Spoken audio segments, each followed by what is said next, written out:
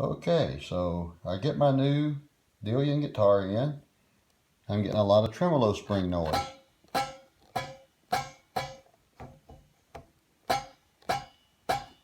What I do, went to Hobby Lobby, got some fuzzy flexi thingies. Take, stick the fuzzy flexi thingies through the spring, like I did on the middle one. Here's the difference. Without the fuzzy flexi thingy, with the fuzzy flexi thingy. Without, with. So, all you need to do,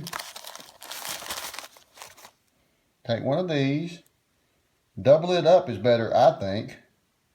Stick it through the string, and problem solved.